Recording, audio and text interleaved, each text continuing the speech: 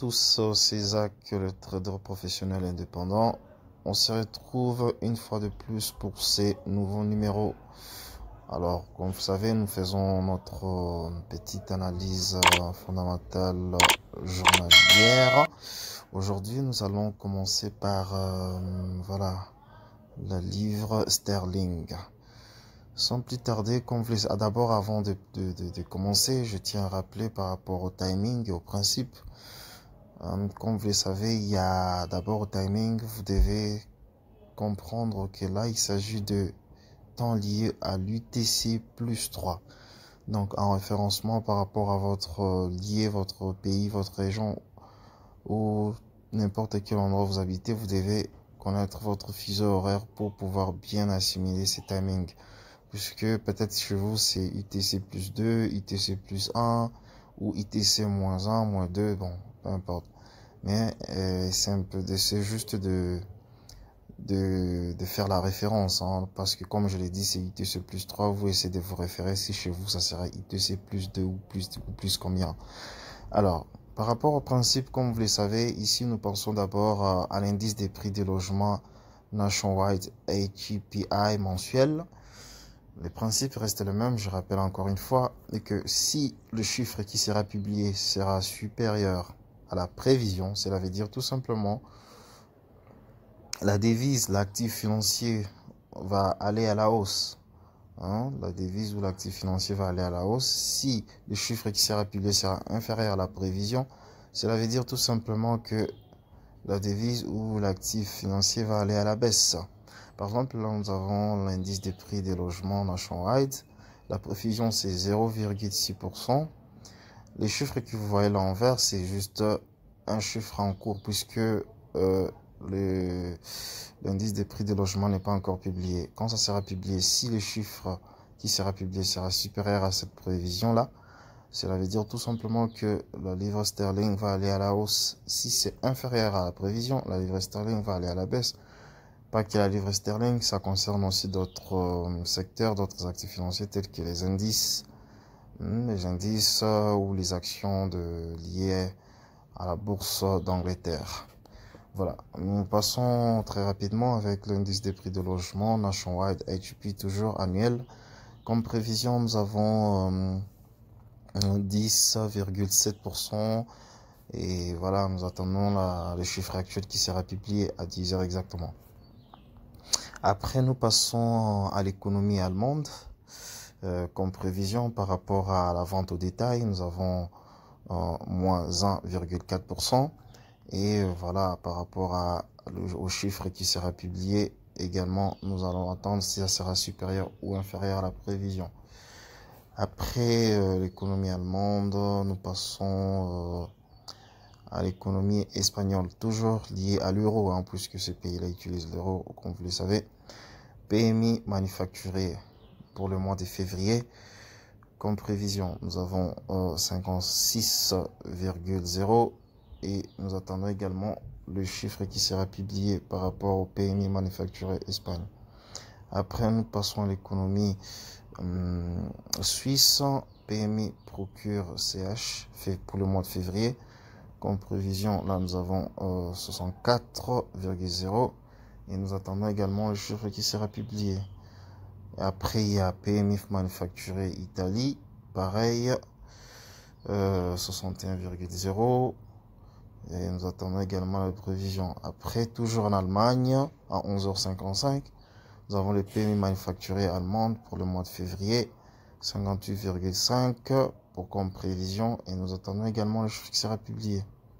Après, il y a l'euro par rapport à la Banque Centrale Européenne, BCE, et PMI manufacturier, nous avons 58,7 comme prévision. Ensuite, nous allons à l'Angleterre, toujours par rapport à la livre sterling, PMI manufacturier février, 12h30, nous avons comme prévision 57,3% et nous attendons les chiffres actuels. Après, toujours par rapport à l'euro en Italie, nous avons l'UPC Italie mensuel février Par rapport à la prévision, il y a 1,6% et les chiffres actuels, nous l'attendons également. Retenez que le chiffre qui est affiché à l'heure actuelle, c'est juste un chiffre qui est en cours, mais c'est pas un chiffre confirmé puisque l'annonce n'est pas encore publiée. Après, nous passons à l'euro. Ça, c'est encore plus important parce que, comme vous pouvez le voir, j'avais expliqué hier, il y a 3 têtes de taureau. Donc, cela veut dire que cette annonce est vraiment très important. Ça aura un impact majeur sur le cours de marché. Alors là, nous avons les discours de Lagarde, président Christine Lagarde, de la BCE, qui va s'exprimer. Ça sera précisément à 16 heures, voilà. Toujours UTC plus 3. Alors après, nous avons l'Allemagne. Si on revient encore à l'économie allemande, prévision 0,9 et ainsi de suite. Après, nous passons au PIB canadien qui sera publié comme prévision. Le PIB actuel est à 0,3% et nous attendons si le PIB sera supérieur ou inférieur. Après, ici, nous avons le produit intérieur brut. Voilà, comme vous le savez, c'est intermensuel.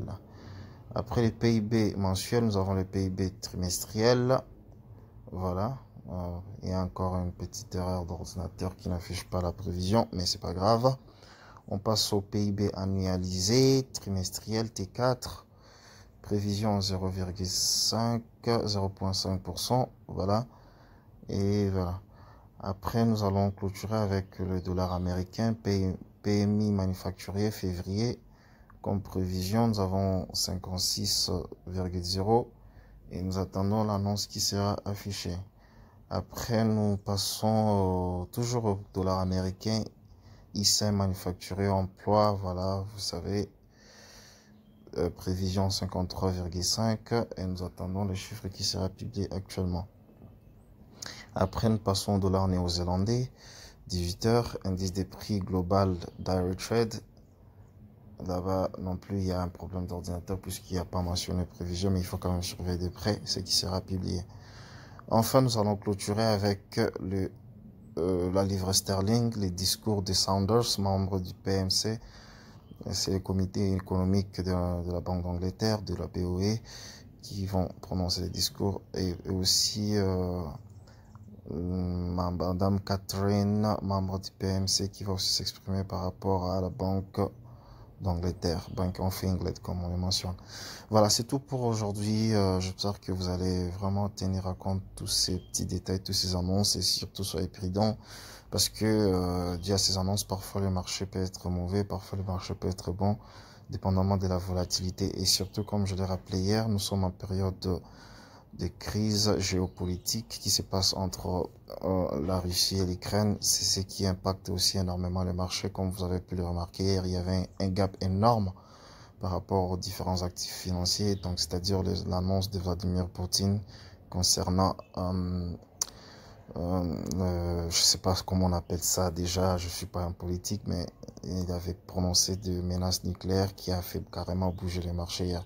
Donc il peut y avoir de nouvelles des nouvelles annonces liées à cette guerre qui se passe en Ukraine qui peut encore affecter le marché. Donc soyez prudents pour ne pas trop vous embrouiller parce que ça peut affecter également votre trading. C'est tout pour aujourd'hui, c'est tout pour cette analyse par rapport à ce numéro. On se retrouve demain pour un prochain numéro. C'était votre trader professionnel indépendant.